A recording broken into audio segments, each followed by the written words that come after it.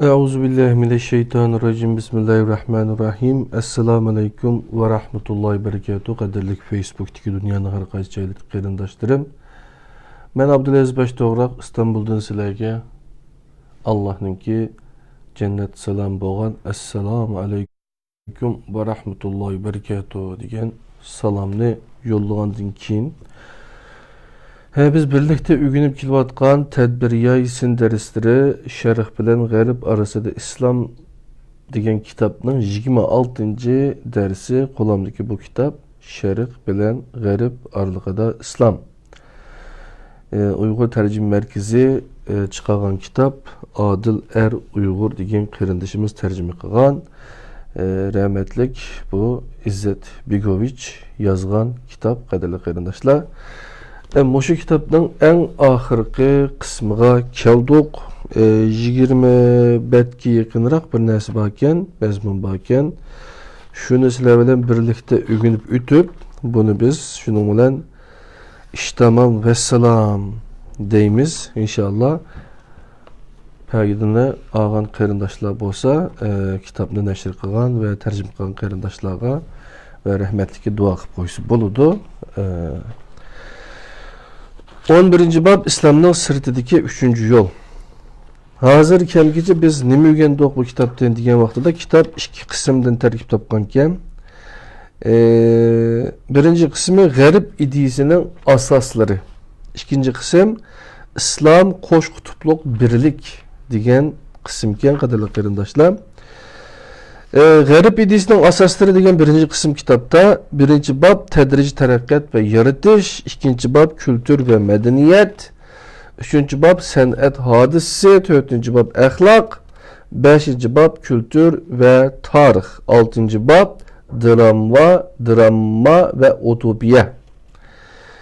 İkinci kısım kitapta İslam qo'sh qutupluq birlik degan kitap bulup, bunun da 7. bab Musa, İsa, Muhammed, 8. bab İslam ve din, 9. bab kanunun İslami mahiyeti, 10. bab nukul din ve nukul materyalizm mevcut emas. 11. bab İslam'ның sırtidagi 3. yol. Biz hazır aşı babni ügünüp kitapka hoş deyimiz. Anglo-Sakson dünyası kitapның 342. beti. Avrupa özünün asaslıq təsəvvürlərini O'rta əsrinin ibtidai məktəblərdə şəkilləndirən idi.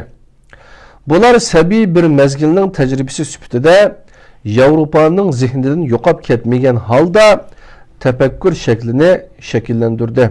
Onun üstüge Avropa dindar bolsun yoki bo'lmasin, her daim Hristiyanlıqның kategoriyaları dairesinde təfəkkür qiladi. Məsələn, ruh yoki dünya, Tanrı alemi yoki dünyavi hakimiyet. Avrupa ya şiddetlik ve tersa bir şekilde penni yoki o'xshashli şiddetlik ve tersa bir şekilde dinni rad qiladi. Avrupa hech qanday bir dini hareketke ve ijtimoiy plan loyihaga ega bo'lolmaydi. Avrupaliklarning dinimi, ateizmi radikal ve monopolluk bir mahiyetke ega. Yuqorida qayd qilinganlardan boshqa yana Garip dünyasının bir rayoni öz coğrafyası ve tarihiga sodiq bo'lish bilan birga O'rta asr Hristiyanlıqның bevosita ta'siridan, hatta bu kuchlik davrning hiyli nayranglaridan xoli qolgan edi. Dünyanın bu kısmı yüzaki nazar salgınımızda İslami yani 3. yolunu esletadigan bir müdütül yol tepivagan idi. Bu yerde Angliya ve Anglo-Sakson közde tutuludu. Bunun izahatı bu hadisenin müdütül şekillerine ıslahat kılıngan Hristiyanlık hüküm sürgen bazı memleketlerde mi uçuraydıqanlıqını bir azdan keyin ügünüp çıkımız. Bu yerde Angliya ve Anglo-Sakson közde tutuludu. Angliya Avrupa tarixida alohida o'ringa ega bo'lganlikdan o'z oldiga mustaqil tadqiq qilinishga arziydi. Angliyani qo'shmasak Yevropaning faqat ikki davri bor bo'lib, ular chirkov davri bilan davlat davrini o'z ichiga oladi. Yevropa tarixida o'ttir yo'l iznalari eng ko'p ko'rilgan davr faqat Angliya davridir. Yevropada İngilizler paniyatçil ve metafizikalik prinsiplarning birikmesi bo'lgan demokratiyani ijod qildi. Bu sebepten Angliya tarixi Yevropada demokratiyaning tarixi hisoblanadi. Netsi onun o'xshash Yevropalik nihoyatda az uchraydi. İngiliz ve Yevropa ideyaları arasidagi farqni ro'shan to'nib yetgan edi. Netzi'nin Avrupa'nı Angliyadan, Angliyani demokratiyadan kim qutuldurib chiqadi degan mashhur so'zi bunun isbotidir. Tarix felsefesi noktasından G'arb tarixida Angliyaning ve umumen Anglo-Amerika ideyasının sahneye chiqishi Sharq tarixida İslamning maydonga kelishiga o'xshaydi. Spengler ifade kılgan Hazreti Muhammed Cromwell parallıqının ma'nisi dal mushudur. G'arbning yıkılışı degan kitaptan yaptı bunu. Cromwell bilan birlikte birleşken İngiliz çirkavi ve devletinin tarihi ve İngiliz imperiyası başlagan bolsa, Hazreti Muhammed bilan birleşken İslam dini bilan devleti ve İslamның dünya hakimiyeti başlagan. İslam ve Anglo-Sakson ideyalarına nispeten bu tabii bir ahvaldır. Avrupa kıtasına nispeten bu mümkün emas. Dindar Ludwig Perang devletini yıkıtıp taşlagan idi. İslam'da bolsa her bir siyasi ve ictimai terakkiyat dini ilgileş bilen başlangan. Avrupa devleti kudret tepipla Çirkavning bir necha asr üstünlük talep qilganiga o'xshash üstünlük talep qildi. Yevropada bu ahval ikinci Kanossay idi. Birinci Kanossa 1077 yani 4. Henrik'nin baş pop 6. Gregor'ның aldıda tözbükçü idi. Yevropada reyimsizlerce hüküm sürgen çirkav soti Angliyaga hech qachon singib kirolmagan. Angliya ne Kanossani, ne çirkav sotini e'tirof qilmaydi. İslam shundoq. İngilizlarning islohoti orqali ichki mintaqaning taqozosi asoslanganda ikki ashqulluq, ya'ni radikal bir taraf qilingan bo'lib, bularning biri bosh popning ustunligi, yana biri hukmdorning ustunligi. 15. ve 16. asr Avrupa'sına nispeten Angliya büyük inqilabçı hesaplanatdı. Hazırki Avrupa'ya nispeten bolsa Angliya konservatif hesaplanады. Angliyadagi konservatiflikning Avrupa'dan farqli holda ijobiy ve musbat ma'nosi bor. Bu yerda mazkur ta'bir haqiqiy İngiliz ideyasini muhofazat qilishda xarakterga ega. Bu ideya bolsa o'ttir yo'l deganlikdir. Kitabi Mukaddes'nin tunci İngilizce tercümesinde kiriş söz mundaq başlaydı. Anglikan çirkavının hikmeti resmi murasimlarda başlangıçtan itibaren iki aşkulluk yani radikallık arasında o'ttir yol tutuşu idi. Qaraganda bu xusus İngilizlerinin ikinci tabiati bo'lib qolgan. Angliyada keyingi mezgillardagi fikriy jihatdagi ilgirlashlarning peshvosining Roger Bacon ikerlikini aklımızga keltirsak, İngiliz tefekkür şeklinin iki tarafdikini texmo yaxshi tushunamiz. Keyingi mezgillerde faqatla bazı ilovalar bilan to'liqlangan İngiliz tefekkür qurilmasini Bacon o'xshamagan ikki asos ustida qurib chiqqan bo'lib, birinchisi mistik ariflikqa yoki dinga apiradigan ishki tajriba, ikkinchisi haqiqiy ilmga yetkazadigan kuzatishdir. Bacon din amilini islomda bo'lganiga o'xshash ta'kidlash bilan birga muddatlilikni asos qiladi. Bacon hech qachon fanniy va diniy kuzatish usulini bir-biriga aralashtirib etmagan. Biroq ularni tengpug'li qishida tutishga tirishgan. Bu ideya va Bacon İngilizlerin köpüncüsü tarafından İngiliz idisi ve hissiyatının en tipik ve hakiki ifadesi süpütüdü körülüdü. Köpünçe İngilizler'mı keyinki mezgillerdeki İngiliz felsefesini Bacon'un tefekkür prensiplerinin kengaytilişi süpütüdü körüdü. Bacon'un İngiliz felsefesi ve pennin terakki kılış yollarına körsetken tesirini dastlabda bes münazirge tayangan bir noktayı nazar bilen izahlığı buluşu mümkün. Bacon'a münasebetlik azgını kişi bildiğin mundaq bir hakikat bağ bulup o bolsumu İngiliz felsefesi ve pennin pişivasının Araplarının okuğucusu işkerliki idi. İslam mütefekkirleri ve İbn Sina Bacon'a nahayet güçlük tesir gösterken. Bacon İbn Sina'nı Aristotel'den keyinki en çoğun felsefiçi süpütüde kabul kılattı. Bu gap nereden gap dedi sizler? İzahatını okuyay. B. Russell Garip felsefesinin tarihi namlı eseriga qaran. 452 ve 453 betki qaran. En çoğun mantık tarihçisi bolgan Kari Prantalmo oxşaş qarashni ilgiri sürdü. Roger Bacon tabiperler sahasida onunğa təbə bütkül ilmi neticelerini Araplardan alğan depdi. Kitapnınki numaraların bakken kitaptan özağını kürbelep şu kitap dep okusanlar buladı qadarlı qarindaşlar. Yalğız Bacon'un tefekkür şekline emas, belki bu yolda umumen İngiliz tefekkür şeklinin adaydıki bolğan iki taraflikinin mənbəsini izahlığılı buluşu mümkün. Bu doğruluk izahat bakken Russell bu hadisini galitil izahlaydı. Onunca İngilizlerin umumi nazariyelerine nispeten selbi qarashlı buluşuğa içki uruşdaki tecrübeleri sebep bolğan. İçki uruş jaryanında padişah bilen parlament oturuşki ihtilap İngilizlerde mengü yol koyuş ve müdütillik söygüsünü ve her qandaq nazariyani mantıqlı xulasıga bağlaş arqılıq endişe ve korkuş psikikisini sığdırış bulup bu endişe ve korkuş hali hem hüküm sürmekte.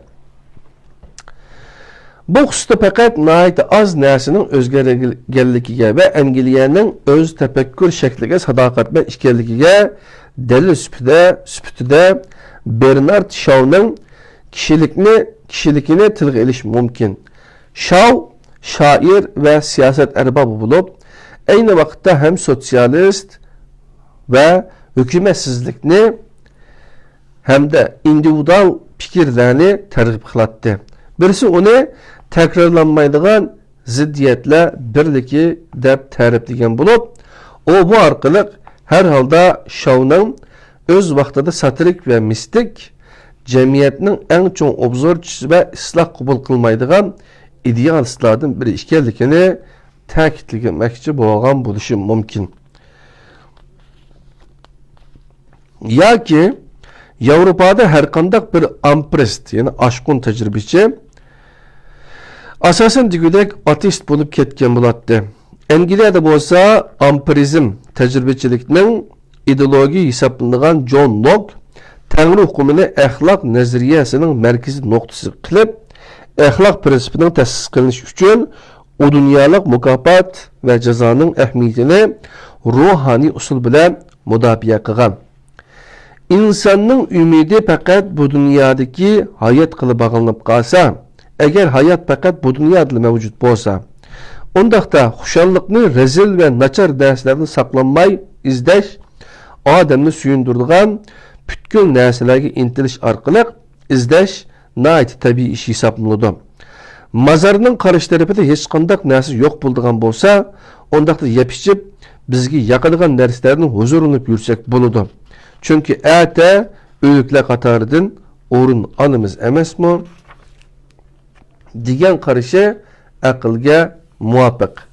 Bu insan tefekkür üstüd munayize degan kitapın 28. babından elinibdi.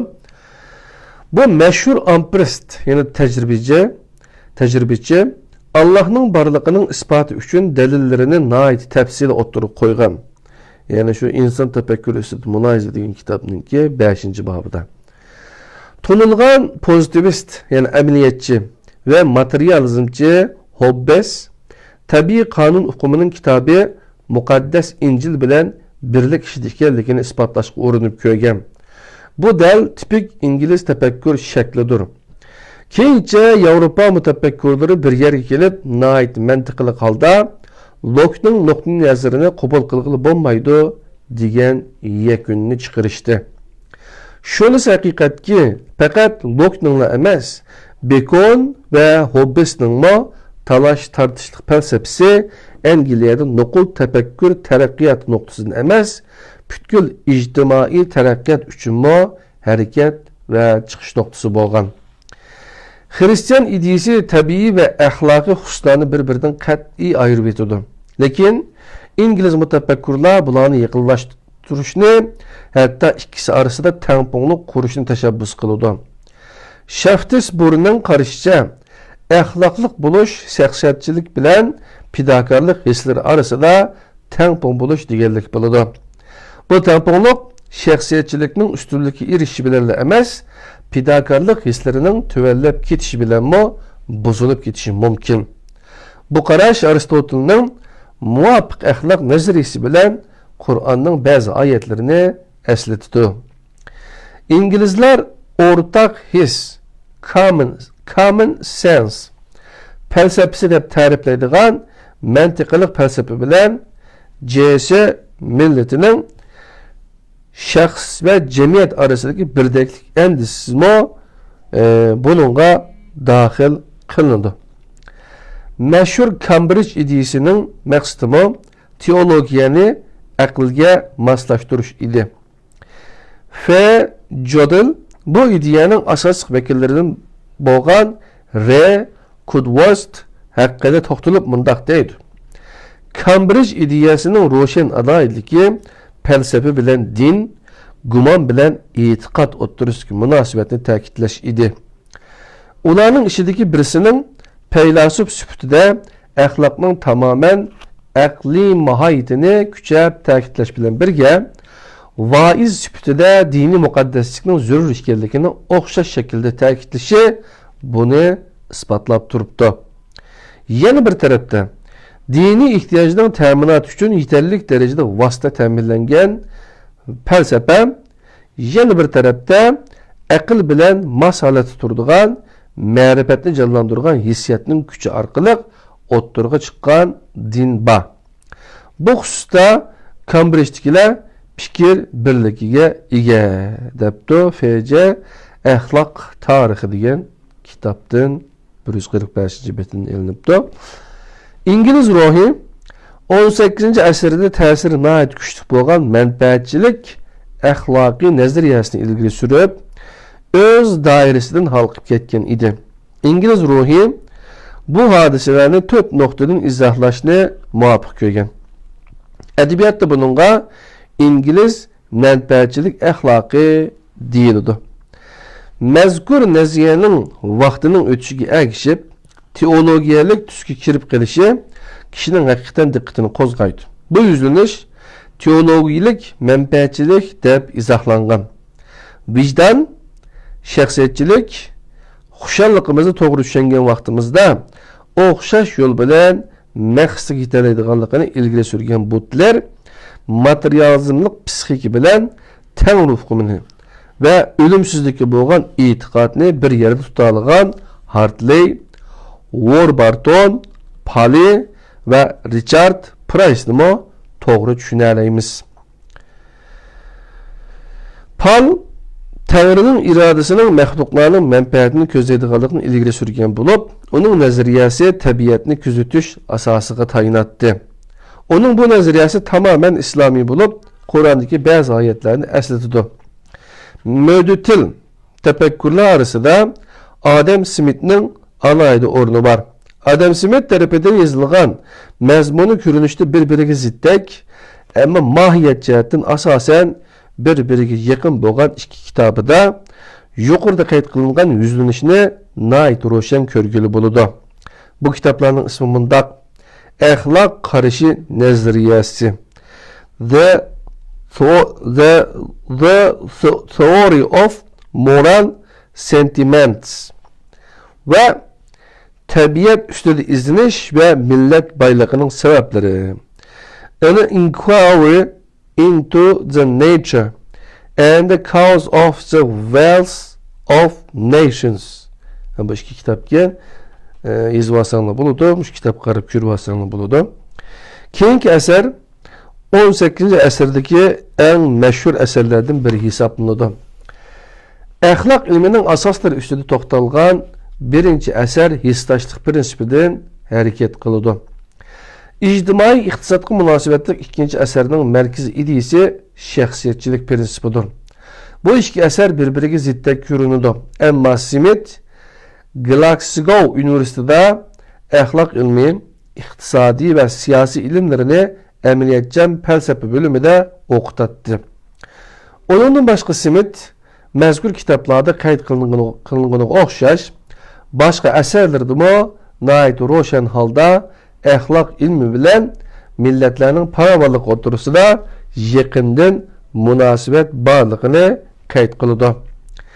Əxlaq qarşı nəzəriyəsi əsərdə munulan yazıdı.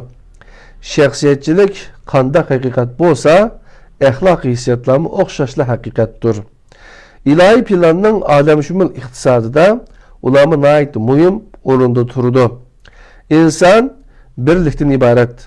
O qandaq bolğan bolsa, iqtisada turmuşqımı oxşaş əksitudu. Totamik, Smith'in əsərlərindəki ziddiyyətlərini məntiqilik bir şəkildə oturuq qoydu. Avropalıqlarının Kur'an ve İslam'a moşundaq nəzərdə, yəni ziddiyyətlik qaraydı. Smith'in ruhaniçilikə, poplarının dinğa və çirkov təşkilatıqı bolğan nəfrəti, Smith'in ruhaniçilikə, poplarının dinğa və çirkov təşkilatıqı bolğan nəfrəti, Humandikiga oxşaş, İslamdaki bununla oxşaş ifadələrini əslitidir. Spencer'nin tərbiyəyə münasibətlik əsərini bir musulman yazsın bulatdı. Əxlaqның şəxs bilən cəmiyyət oturusiki tamponluq ikənliki, tərəqqiyatның bolsa, individuallıqның barğanca mükəmməlləşişi, bir-biriga beqindiliqның texmi küçüyüşü nəticəsində işqa aşıdığanlıqqa dair qaraş to'g'ri xato bo'lsin. Yana İngilizlarga tövbe. Katolik Fransiyada ruhaniyatchilik ideya bilan pozitivist, radikal amaliyotchilik ideya orasida ixtilof keskinlashayotganda, İngiliz axloq ilmida farovonlik prinsipi bilan vijdon prinsipining tamponliq ishida bo'ladiganligiga doir qarash ustunlik ega edi. J.S. Mill'nin iqtisadi qarashlarida şəxsi və ictimai prinsiplərinin birdekliki və baylıqның əxlaqi tərəfinin küçəb təkidlənişi məlum nöqtədən zakat və Qur'anğa məxsus nəsudur. Ampirizmning səltənətindən keyin 19-cu əsrin ikinci yarımida meydana gələn və İngiliz yeniçə idealizmi namı astida bo'lib o'tgan hodisalarmi yuqorida qayd qilingan yuzlanishning davomi edi. C. Martin, F.H. Bradley, P.H. Bunun izahatı müddetil hal qilish usullarining müddetil nəticələrini elib kelmaydiganligiga Angliyani misal sifatida ko'rsatishga bo'ladi. Angliya inson haqida har narsani biladigan Shakespeare'ni qo'shtirnoq ichida inson haqida har narsani biladigan Shakespeare'ni va koinotdagi mavjud qonuniyatni izohlagan Newton'ni dunyoga ato qiladigan edi debdi. Sotsializmni qarashga ega hozirgi zamon İngiliz yozuvchilaridan R.H.S. Grossman İngiliz siyasi hayot haqida maqola yozdi. Grossman İngiliz siyasi hayot haqida yuzaki xulosa chiqarib qo'yishning eg'ir xatolik bo'ladiganligini qayd qilgandan keyin mundaq deydi. Xanish Viktoriya davrida korxonachilar, ya'ni shirkatlar siyosetini manfaatchilik nazariyasiga asosan emas, dini asaslarına çıkış kılıp bekitdi. Oligarxiyadan nefretlenetdi. Sebebi oligarxiya tüzümünün zemin xo'jayinlarini himoya qilish sebebidan emas, axloq prinsiplariga rioya qilmaslik sebebidan edi. Ya'ni sanoatni jamiyatning manfaati uchun eng cho'ng vosita sifatida ko'rgan shirkatchilar, ya'ni korxonachilar ishni taraqqiy qildirishni ilohiy vazifa sifatida ko'ratdi. Kapitalist iqtisodning teologiyalik shaklida sahnaga chiqishi inglizlarning hayotiga kuch qatgan edi. Viktoriya davrining ilmiy kuchi manfaatchi iqtisodning tanqidiga emas, teologiyalik eğitimlarga ehtiyoj his qilatdi. Gladstone'mu siyasetçi buluş, ruhani şahs buluş deganlik bo'ladi degan edi. 19. asrda İngilizlarning axloqqa bunchalik darajada ahamiyat berishini va o'ziga bo'lgan ishonchini tushunib yetish uchun diniy nuqtalarni nazardan saqit qilishga qat'iy bo'lmaydi. Injilga tayangan g'ayratning butkul kuchi tamoman yaxshi amallarni tashviq qilishga yuzlangan edi. Rahimsiz kapitalizmlik iqtisod Hristiyanlıqdaki söygü ve merhametinin öz aldığa kapitalizmni tanrılık xüsusiyetke aylandırgılı buluduğanlıqı işindiğen yeni insanparvar felsefe bilen yumuşatkan idi. Kuldarlık tüzümünün bekar kılınışı, misyonerlik faaliyetlerinin canlandırılışı, balalarını emgekki selişinin orduğa ta'lim terbiye biriş ve köplegen işler siyasi düşünceden bekleyerek Hristiyanlıqның barabarlik düşüncesini asas qılgan. 19. əsrinin islahatçı hareketlerinin köpünçüsü bu mənbədən ilham alıdı. Bırak, bu milletlerinin tasavvur gücünü hareketlendirgenden kim siyasetçilerinin plan layderigi kürgüzülüdü. O vaxtlarda iki taraftan qaysının onlarını tatbiqlaydıqanlığı fursat meselesi idi. Lakin bu konuda dini nokta nazarda işi de İngiliz siyasi fikirlerini aydınlaştırmalı buludu. İngiliz demokratiyası dini erkinlik için elip verilgan küreşler bilen nahit ziç münasebetke ega idi. Bunda bolganda dini düşünceler iftidai Hristiyanlık şekli bilen demokratiyada işletiletti. Liberalizmnin galbisi Viktoriya devrede dini islahatga sebep bolgan. Bununla okşaş hadise Amerika'dan başka hiç qandaq bir yerde mümkün bolmagan idi. Biroq nemis ve İtaliyilik liberallarga nispeten ilgirleş, millet ve demokratiya qatarlıq dünyavi kültürünün temisi hesaplanatdı. İxlasmen katolik Mesihki işiniş bilen ilgirleşki işiniş arasında samimi liberal kişi bolsa, ruh üstündeki ruhani sınıflarının hükümranlığı bilen demokratiya ve erkinlik arasında gayet zor bir boşluğun bağlılığını fark kılalaydı. Dep bunu Brussel'nin Garip Felsefesinin Tarihi degan kitapның 473. bettin ağan mezmunlarken qadirli qarindoshlar. İngiliz sosyalizmi özgüçe alaylık ega. Bir Fransız jurnalisti İngiliz sosyalizmi hakkında toxtalib bundaq deydi. Avrupa qit'asida sosyalizm, materializm yoki ateist felsefe bilen nihayet zich münasebetga ega bo'lsa-mu, lekin Angliyada İncil faqat cherkovlar munbarlarida o'qilmasdan ishchi va ma'mur uyushmalarda o'qiladi. Bertrand Russell bu haqda mundaq deydi. İctimai tüzüm ve tertip meselesi fakat Rim imperiyasının mustamliki bilen August o'ttirib qo'ygan Tanrı devletinin idealizmini birleştirgende andın hal buludu. Bu şu Brussel'ninki Garip Felsefesi Tarihi degan kitapның 473. betinin e'longan gapki.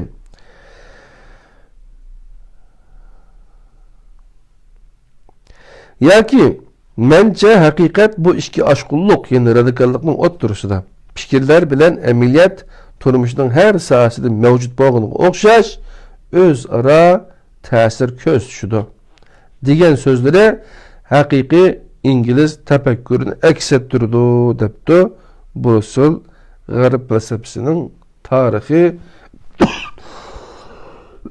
574. betida.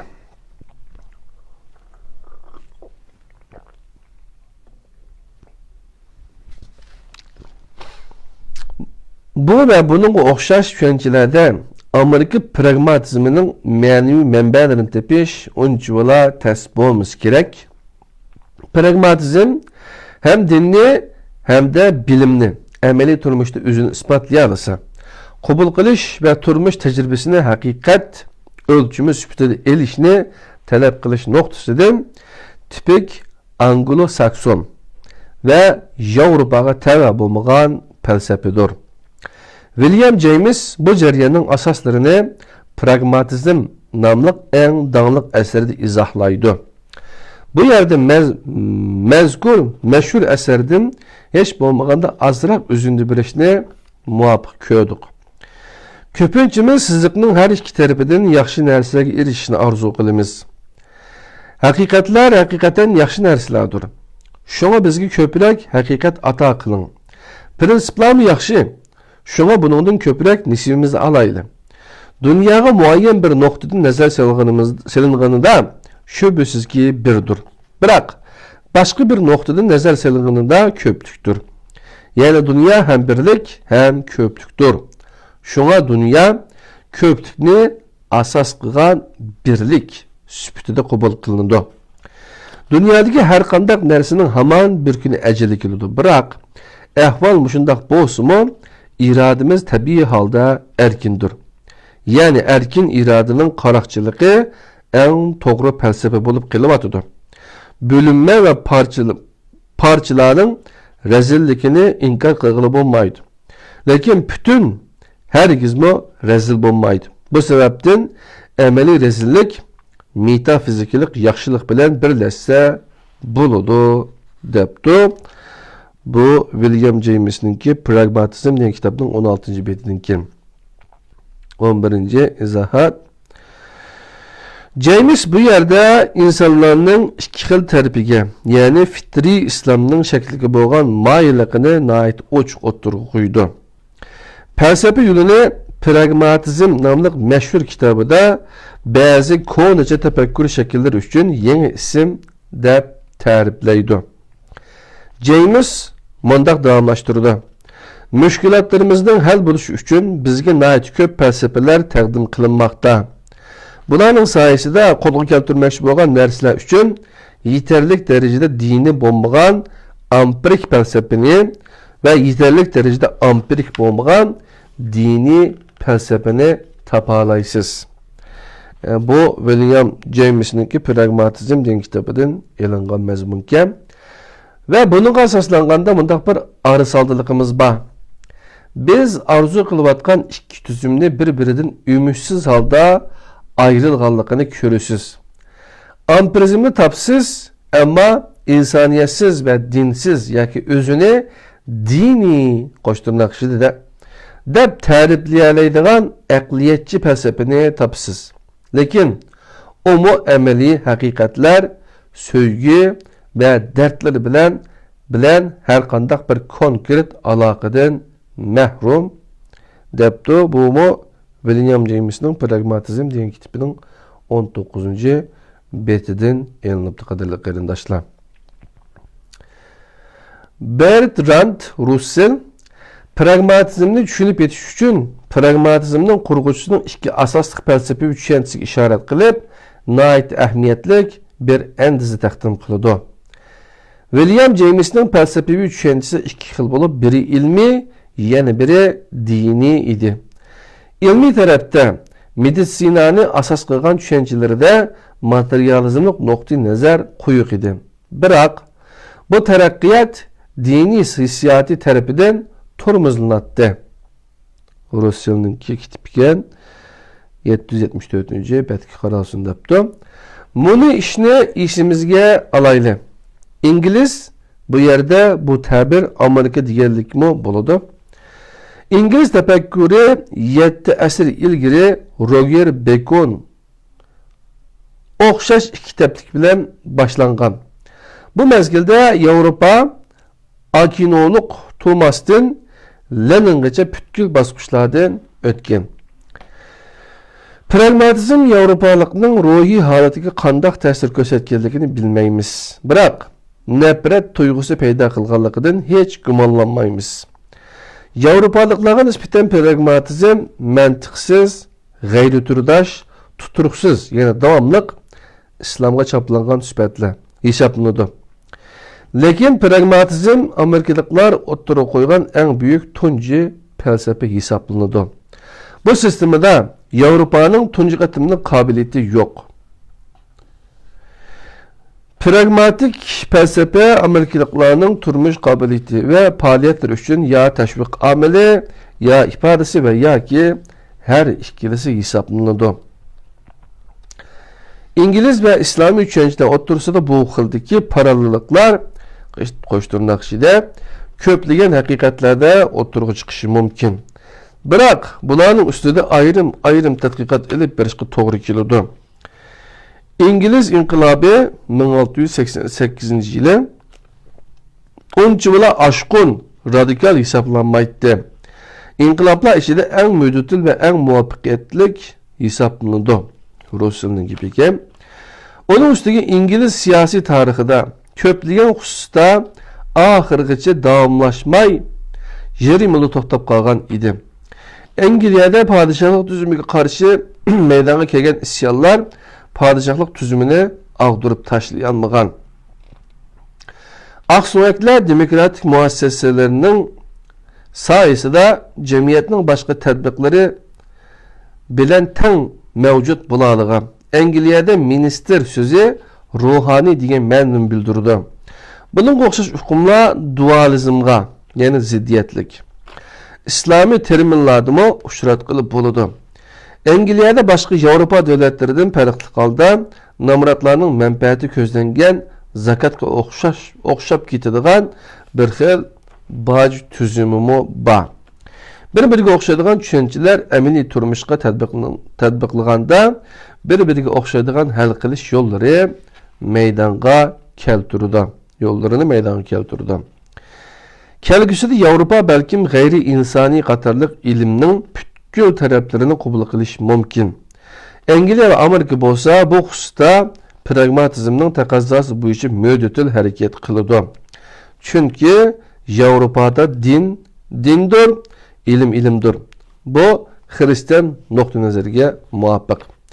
Angliyada bolsa bu hususta eng cho'ng sotchi amaliyat yoki hayat bo'ladi.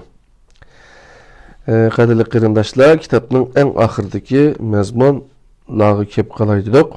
Tarixiy yarashish va ijtimoiy demokratiya degan mazmunni birlikda o'rganamiz.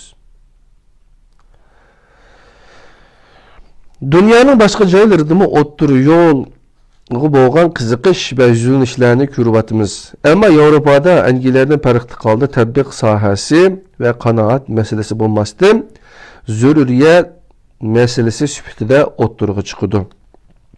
Angliyada nazariya jihatda, ya'ni hissiyot va tushunchalar mavjud.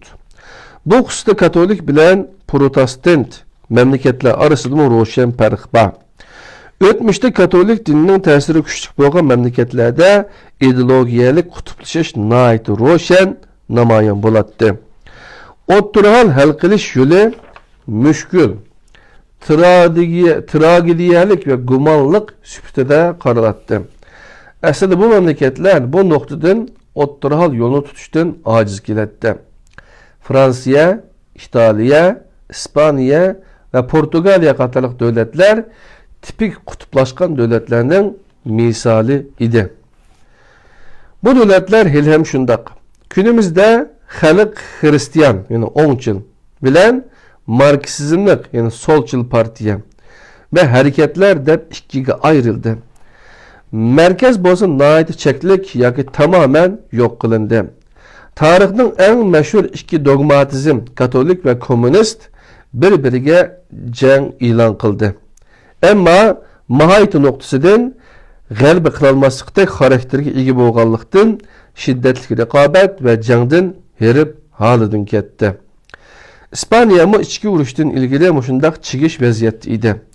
1936 yılı ötküzülgen umumi saylanmada solchil partiyalar 51.9% avazga, o'ngchillar bo'lsa 43.24% avazga, Merkez yani o'ttirı hal yo'lini tutganlar 4.86% ovozga erishgan edi. Bu izohatda mazkur kitobni yozib atganda İtaliya ikki xil saylamga tayyorlik qilib atadi. Ba'zi taxminlarga asoslangan ispaniyaliklar bu qatim tarixda tunji qatim merkez partiyalarga oy berdigan. Muborak natijasi mushundaq bo'lgan taqdirda ham o'ngchilar ham da solchilar buningdan ibrat elish kerak deb izohatni beribdi. Kitobning yozuvchisi Elizet Bigovich. Hozirgi İtaliya 50% ovoz bilan qutuplashish avjiga chiqqan Ispaniyaga asosan tenglashib qoldi. Fransiyadagi ahvolim bunga o'xshaydi.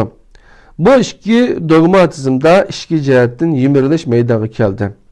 Ko'plagan xusus buningdan bishorat bermoqda.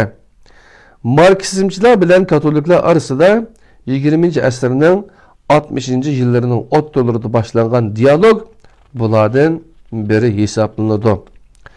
Bu diyaloglar Yevropadagi ruhiy holat nuqtasidan ve Marksizm bilan din arasida bir asrdan ko'proq davom qilib kelayotgan to'qinish frontidagi munosabatlar nuqtasidan muhim ahamiyatga ega. Bu ahvol inson hayotining birli prinsipiga ve quvvatsizlikka asosan tartibga silinish yo'lida ko'rsatilgan tirishchiliklarning mag'lubiyatining beshoratidir. Marksizmchilar dinning xalqqa nisbatan apyun ekanligini ilgari surgan klassik andizlaridan voz kechishga majbur bo'lishdi. Katoliklar bo'lsa, ijtimoiy munosabatlarni kuchaytirishda texmi adil bir ijtimoiy tuzumni tashabbus qilgan marksizmchilarni tasdiqlashdi. Paulus Kesselskaft jamiyati tarafidan marksizmchilar bilan katoliklar orasida o'tkazilgan bir bahs munozirada Hristiyanlıkta insan sevgisi ve Marksizmci gumanizm temisi aslında leksiya sözlengen idi. Salzburg'da o'tkazilgan bir yig'inda to'nilgan Marksizmci yozuvchi Roger Grady. Bu kishi keyin musulmon bo'lgan edi. Mundaq degan: Hristiyanlık meydana kelishi bilan tariximizda tunji qatim bütün ijtimoiy gavda ve birliklarni öz içine alalaydigan bir birlik yani bütünlük ve pasilsiz bir cemiyet üçün çağrı kılındı. Bunun da sevgi fikri mukaddesleştirilgen. Bunun asaslanganda insan fakat başkalarının sayesinde özünü namayan kılalaydı ve idrak kılalaydı. Bu fikir insanın özü ve hayatının mənisi hakkında işe aşırılgan en mənilik təsvirdir. İtalya komünistlerinin rehberi Palmiro Togliatti ölüp ketişten ilgiri ilan kılgan kitapnamasida Marksizmning dinga tutgan pozitsiyasini o'zgartirishning vaqti kelganligini ta'kidlab, Marksizmchilarni bu vaqtda tezroq bosh qotirishga chaqirgan edi. Popning Pacem Inter ve Populorum Progresso yani bu xalqlarning baş götürüşü yoki taraqqiyoti degan ma'ni bildirdi debdi. Degan ta'birlarida katolik chirkovga munosabatlik yangicha ideyalarni uchratqili bo'ladi. Jamiyatga tava mallarning xususiy mulkdan ustunligini e'tirof qilish, rasmiy organlarning iqtisodiy sohaga aralashishi, yezi egilik islohoti, milliylaştirishning qonunligi, karxanalarni boshqarish ishlariga ishchilarni qatnashtirish qatorliqlar. 18. izohat 2. Pop Paul Amerikada ziyoratda bo'lganda 1979 deb tırnaq ichiga olibdi. Kishilik haq huquqlarining tahdidga uchrashining moddiy boyliqlarning taqsim qilinishiga munosabat ekanligini qayd qilgan edi. Buning qanchalik muhimligini faqat xristianlikni haqiqiy mohiyatini tushundigan birisi idrak qila oladi. Katolik chirkovning 16. asrdagi majlisida 2. Vatikan majlisi muhofizkorlar Marksizmning la'natlanishi talab qilganda rad qilingan edi. Ayni vaqtdagi aloqador mas'ullarning bildirishicha, bu majlis Hristiyanlıkның aşkın ruhaniylikni mudafiye qilishning mumkin emasligini tunib yetgan. Baş pop Karden mundaq deydi. Eğer Hristiyanlık talabning ümitlerine maslasha olsa, dunyomo Hristiyanlıkning ümitlerine maslasha olgan bo'ladi. Bularni faqat bu orqaliqla muqaddaslaştırgili bo'ladi. Fransiyada ahvol intayin murakkab bo'lib, nimenin qaysi sohaga tava ekanligini ayirish intayin tas. 1977-yili Fransiya Poplar Meclisi Marksizm, inson va Hristiyan e'tiqodi sarlavhasi ostida xitobnoma e'lon qildi. Xitobnomada poplar liberalizm ijtimoiy siyosatning mag'lubiyatini aniqlab chiqdi. Marksizm reallikning bir qismini o'z ichiga oladi. Biz buni nazardan saqit qila olmaymiz deydi.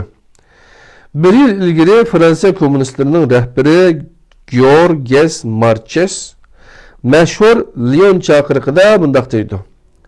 Kommunistlar bilan Hristiyanlar bir-birini e'tirof qilib, bir-birining ta'limot va prinsiplariga hurmat qilish orqali insoniy bir jamiyat yaratib chiqish uchun mürini ko'tarib kurash qilish bizning eng asosli g'oyamiz hisoblanadi, debdi qadrli qarindoshlar.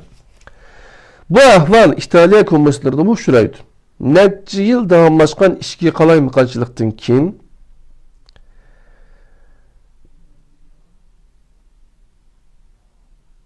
bu ahvol İtaliya kommunistlarida uchraydi.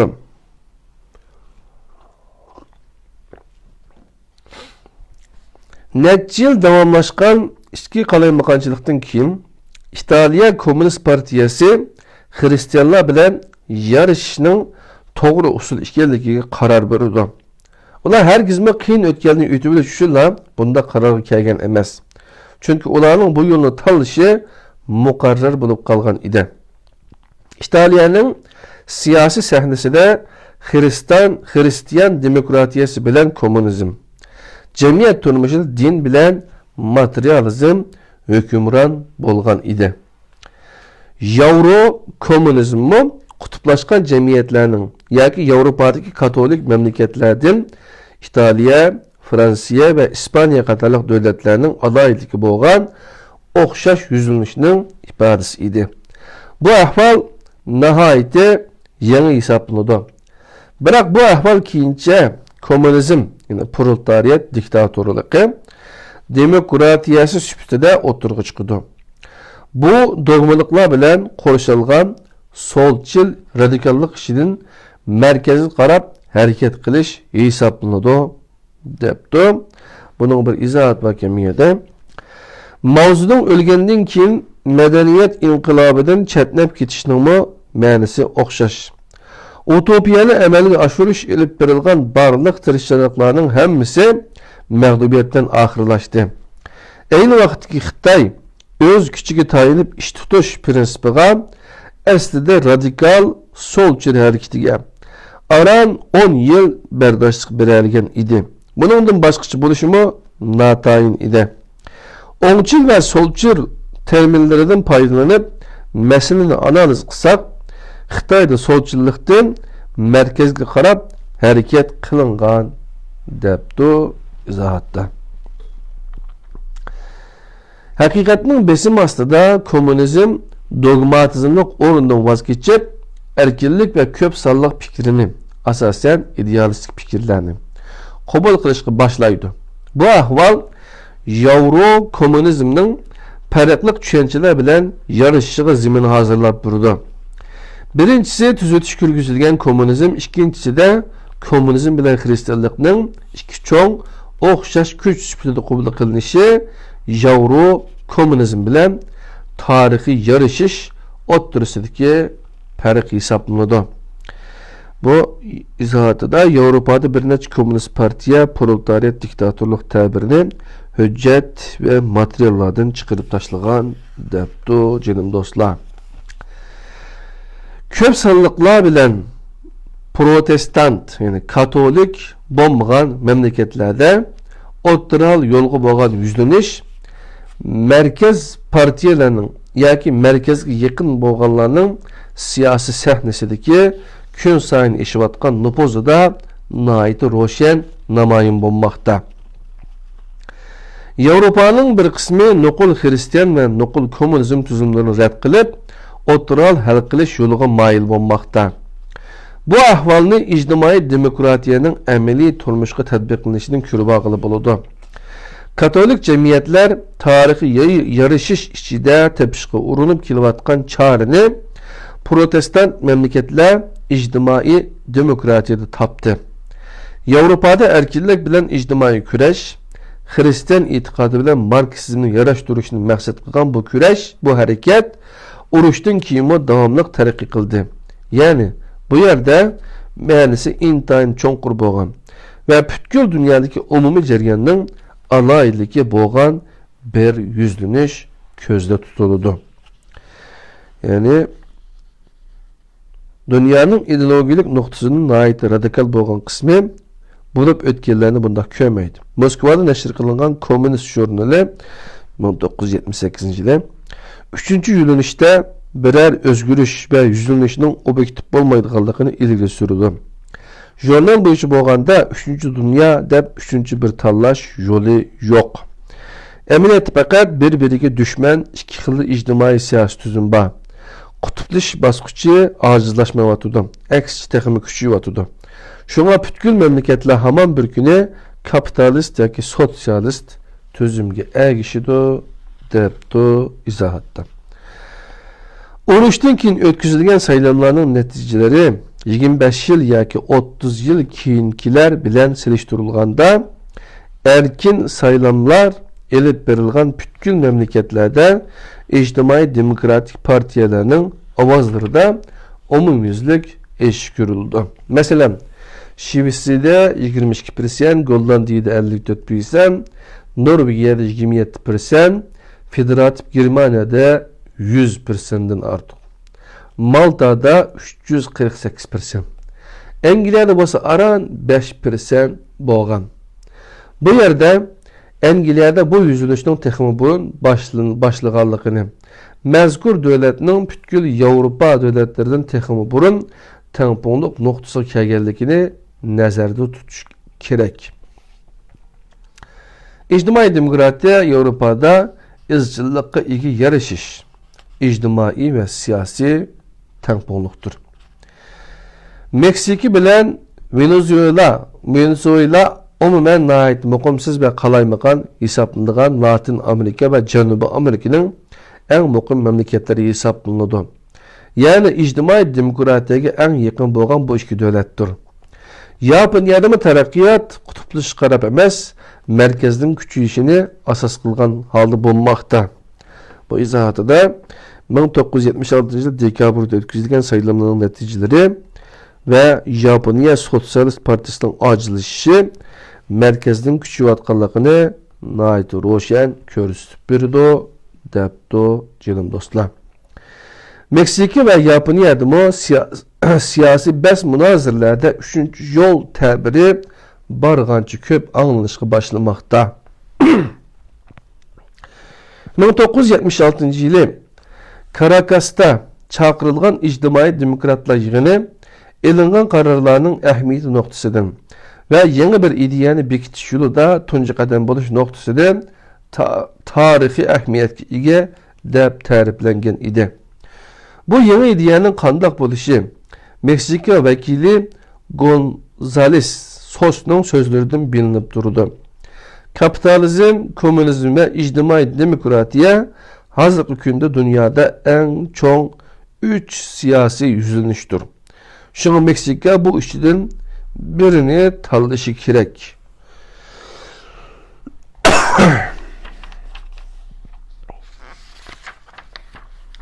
Az kaldı qadrli qarindoshlar, endi oxirgi kitobning oxir bo'lishqa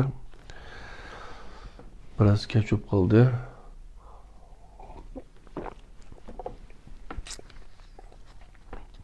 Sotsialist davlatlarda meydonga kelgan ishki to'qinishlar iqtisodiy tuzum nuqtasining sotsializm bilan hech qanday munosabati yo'q. Şuna xususiy kapitalist korxonalarning qaytadan tengshilishini taqozo qilmaydi. Bu yerdagi o'zgarishlar bevosita kishilik haq huquqlari bilan munosabatlik. İnsanlar her yerde xuddi ijtimoiy programmalik xristianlik yoki ateizm ve diktatorsiz sotsializm, insani bir sotsializm arzu qilayotgandek harakat qilmoqda. Bu gap zoti Maurice Duverger bu yüzleniş üstüne toxtalib, Şərqdə erkinlik, Ғərbdə ictimailik basqıcı deb tərifləydi. Şunisi haqiqatki, Ғərbning turmuş endişisi yeterlik derecede ictimai emas. Ғərbning bosi yeterlik derecede erkin emas.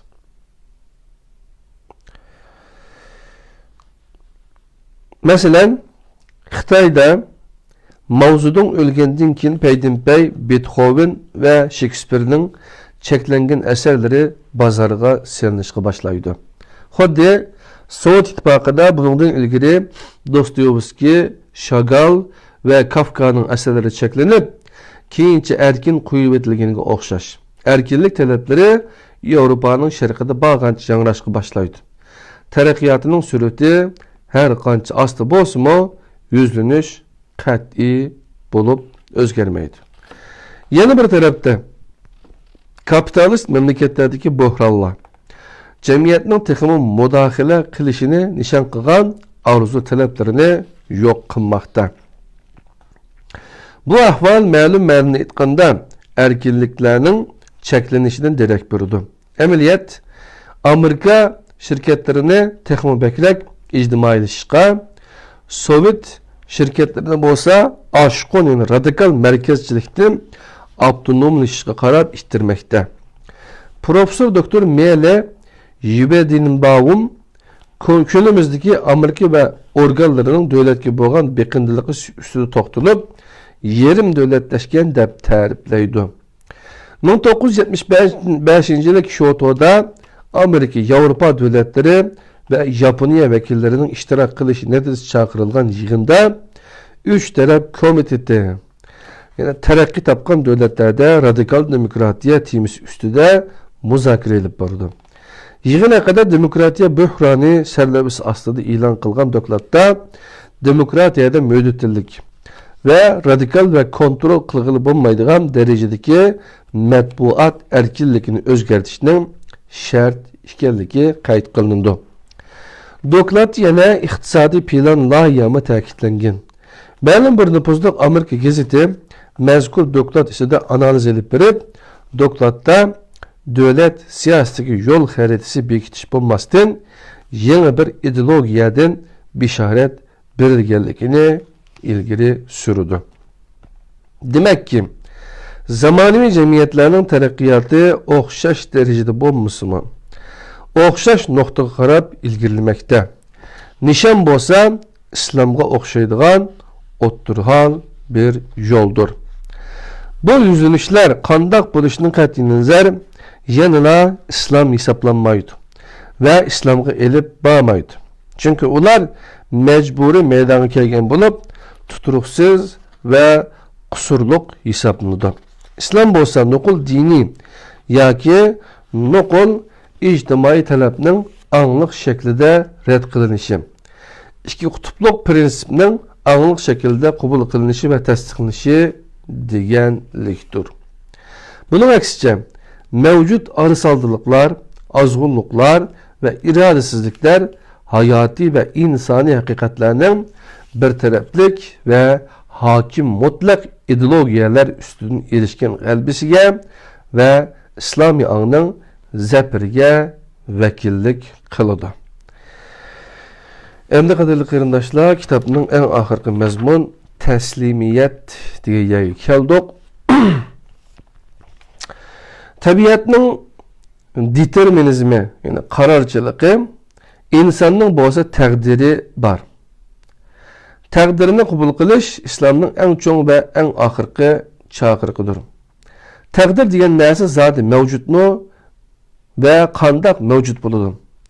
Hayotimizga bir qur nazar silib chiqayli ve en yaxshi ko'rgan narsalarimizdan planlarımızdan ve yaşlık arzu armanlarımızdan nimelerinin kalganlık üstüde başka turup bakaylı. Bu dünyaya kelişimiz iradımızın sırtıda boğan iken emesmi? Kişilikimiz, yukarı yaki aciz zihnimiz, kıskı yaki uzun boynumuz, padişah sarayda yaki namratının garip kâbiside, şavkun sürenlerde yaki cimcit vakitlarda, bir zalimnin yaki merhametlik bir zatının hükümü astıda ve ummer kılıp etkanda hiç kandak tesirimiz bulmagan siyasi, coğrafiyavi ve ictimai şeriatla astıda dünyayı kemi dokma. İradimiz bilen şekillengen neresler nime degen çeklik. Lekin takdirimiz bolganlar hadi hesapsız ve nime degen köp. İnsan dünyanın içine etilgan bulup hayatı özleri hiç kandak tesir göstermeydigan köp degen hakikatlerge bağlılık. Eksince bu hakikatler insana meyli uzak bolsun yaki yakın bolsun insana çokum tesir gösterdi. 1944 yılı ittifakdaş devletler Avrupa'nı ıslah kılış jaryanida radyo alaqılış işlere tuyuksuzlu üzülüp gitip ıslah kılışın ibaret keng külemlik bir hareket xatarlik ahvalga tushib qalgılı tasliq qalıdı. Keyinçe bizden bir qancha milyon nur yılı uzaklıktaki Andromeda Samanyolu'da meydana kelgan gayet zor bir partlaşның bunun sebep bolganlыгы iniqlab çıkıldı. Yer şarida afetlerini keltirip çıkargan bazı güldürmamalar Quyoshning yüzüde meydana kelgan hadislerinin neticesidir. Dünya hakkındaki malumatlarımızın eşiğe geçip, takdirimizge hiç kandak bir vakitte hükümran bulanmaydıganlığımızga dair eňimizme eşip barıdı. Bilimnin mümkün bulungan en çok terakkiyatı ve ilgilileşlerini peres kılgan takdirdimi? Kontrolümüz aslındaki hususlar, tek kontrolümüz aslında bolmagan ve hiç kandak bir vakitte bulanmaydıgan hususlarga seliştirganda ehmiyetsiz hesaplanıdı.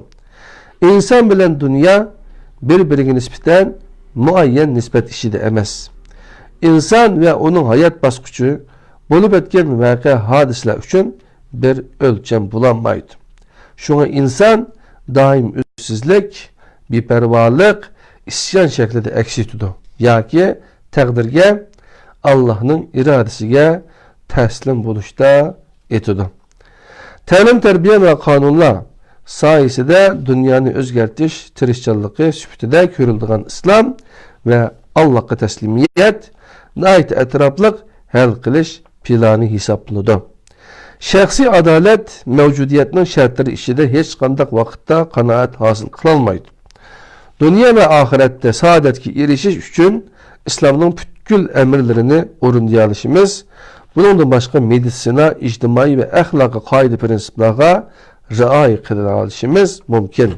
Bırak, bunun aksice, irademizin sırtıda ceryan kılan vaka hadiseler bilen takdirimiz birbiri girelişip ketkenlikten ruhi ve cismani cihetten azaplanışımız turgalı gep. Yigani balısıdın ayrılıp kalgan bir ana nemeden teselli tapudu? Kütülmegen bir hadise meyip bulup kalgan bir uçum. Özümüzge obdan nazar silip bakaylı. Biz her vakit muayyen halette turumuz. Özümün hazırki halatını özgertiş için tirişip bekişim mümkün. Lekin bazı ahvallarını özgertiş mümkün emas. Olar başkış görünüp kahir kuvveti öşürüngan takdirdi mi? Ölüşke, azaplanışka ve adaq köreş kılışka mecburumuz. Tasadibi işlerden keç kutulgulu bulmaydı. Şuna mukarrer halda cinayet sadır kılışım mümkün.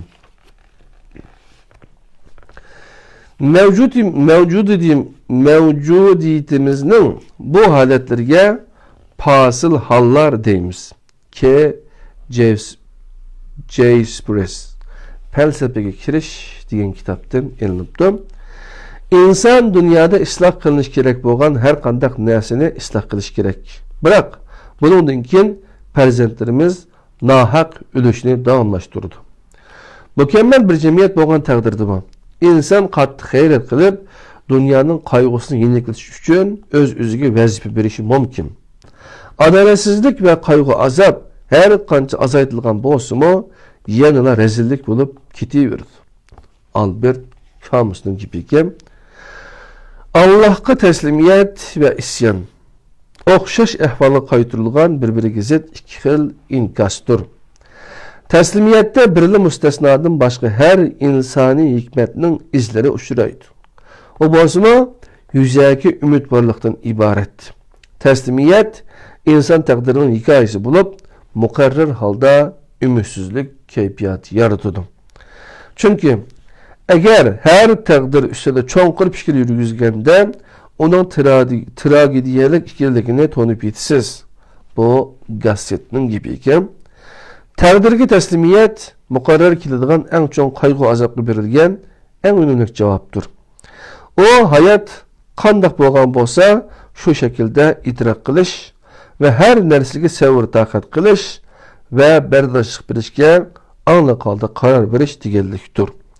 Bu nuqtada islom Yevropa felsefasining yuzaki umidvorligidan va dunyoni butkul dunyolar ichida eng yaxshisi sifatida ko'rsatadigan sabiy hikoyasidan alohida farqlanib turdi. Taslimiyat umidsizlikning qarish tarafidan kelgan nurdur. Acizlik ve xavotirsizlik tuyg'ularidan hosil bo'lgan taslimiyat yangi bir quvvat ve yangi bir bexatarlik manbasi bo'ladi.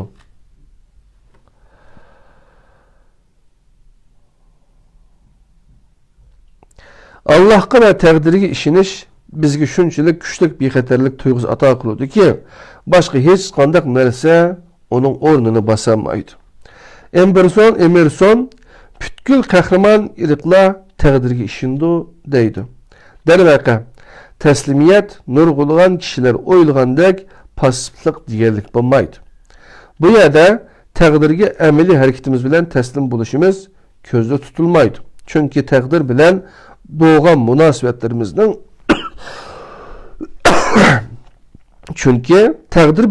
munosabatlarimizning faqat axloqiy ma'nosi bo'ladi. Taslimiyat insonning bir bütün halda dunyoga ve faoliyatining natijalariga tutgan pozitsiyasidir. Allohning irodasiga taslimiyat insonlarning irodalariga qarshi mustaqil bo'lish deganlik bo'ladi. Allohga itoat insonga itoat qilishni man'iy qiladi. Bu inson bilan Alloh o'rtasida va inson bilan inson o'rtasida yangi bir munosabat tashkil qiladi. Şuna taqdirga bo'ysunish o'zini eng yuqori seviyadan erkin his qilish deganlik bo'ladi. Bu xoldagi erkinlikka taqdirimizga bo'ysunish va uning bilan o'tadigan ahvolda erishgili bo'ladi. Her narsaning bizning irodamiz bo'yicha bo'lmaslik tushunchisi, kurash va tirishchiliklarimizni insoniy va ma'nili qiladi. Shuna bizning bu yerdagi vazifamiz bütün gücümüz bilen gayret qilishdan iborat. Neticesini Allah beradi. Xulaslab aytganda, bu dunyodagi hayotimizni haqiqiy ma'noda tushunish deganlik her narsaga ega bo'lish va har narsaga hukmron bo'lish ishtiyoqiga berilib ketmasdan tirishish va tug'ilgan yer va vaqtni, ya'ni taqdirimizni va Allohning irodasi bo'lgan yer va vaqtni qabul qilishga tayyor bo'lishni ko'rsatdi. Taslimiyat hayotning ma'nosizligi va chigishligidan qutulib chiqilib bo'ladigan birdan-bir chiqish yo'lidir. Isyonsizlik, nihilizmsizlik yegona chora. Taslimiyat hayotda muqarrar yuz beradigan bo'ron chapqunlari va azam uqubatlari ishida insonning o'zini qahramondek his qilishi yoki vazifasini ado qila olgan ve taqdiriga razı bo'lgan insonning tushunchasidir.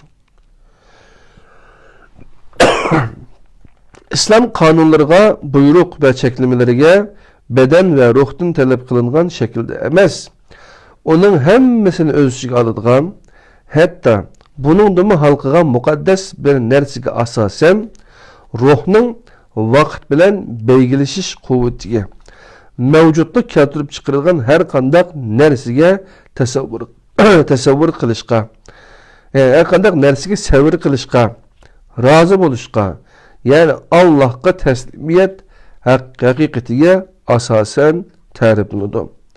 Ey taslimiyat, sening isming dal islomdir. Qadrli qarindoshlar, shunda qilib qo'limdagi bu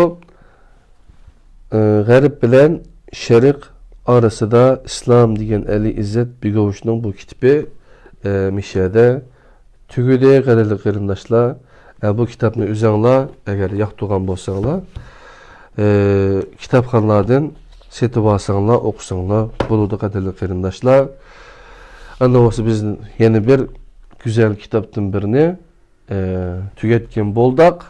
Şunda qilib tedbir yaysin derslerimiz. Şerh bilen garip arasında İslam degan kitapның 11. babı İslamның sirtidagi 3. yol degan bab. Şunu bilan tamam bo'ldi. Kitap mo bu yerda tugidi. Qadrli qarindoshlar, sizlar bilan birlikda bu bir necha oylik musofada 363 betlik bir kitapni birlikte okup tüyütüptümüz. 26 dersimizde anlap bergenlerine rahmet. Allah'ın özgü amanet. Ben bunun tedbir yay tor radyomuzda ilan kılımen. İnşallah MP3 aylanıp çıkarıp koymen. Bu dersin ki aldığın bilimlerin körümüz diyenler YouTube tedbir yay.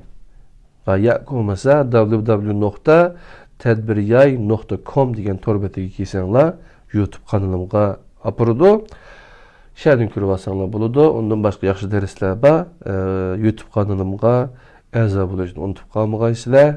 Do'stlarga tavsiya qilib qo'yg'aysizlar. Assalomu alaykum va rahmatullohi va barakatuh.